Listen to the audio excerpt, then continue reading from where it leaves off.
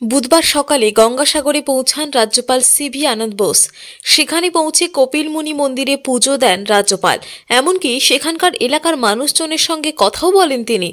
রাজ্যপালের সামনে নানান বিষয়ে অভিযোগও করেন তারা। সেই অভিযোগ শোনা মাত্রই স্থানীয়দের আশ্বাস দেন ওই বিষয়গুলি খতিয়ে দেখে ব্যবস্থা করবেন রাজ্যপাল।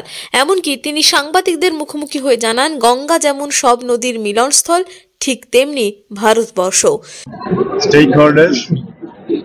Have come together and are trying to make the best of arrangements possible here. You know, Ganga is our divine mother. Ganga is a symbol of India's unity. We speak about India with pride. This desh mein Ganga Bhagati. You know, that is the place. Ganga unites people.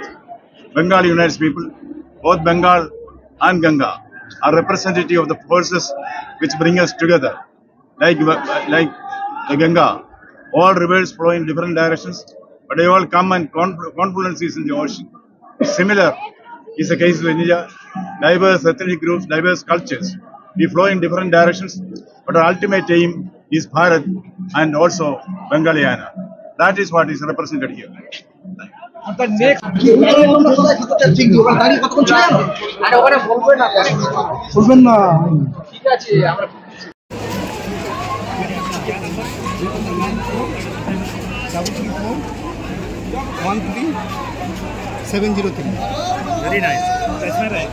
দক্ষিণ চব্বিশ পরগনা থেকে Bablu প্রামাণিকের report, TV news 10।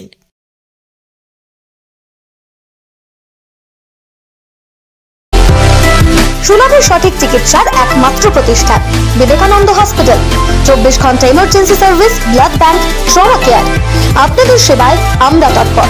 গুণমান ও পরিষেবায় Durgapur বিধাননগরের doctor Zakir Hossain এভিনিউর Vivekananda hospital শিল্পাঞ্চলের মানুষের মন জয় করেছে।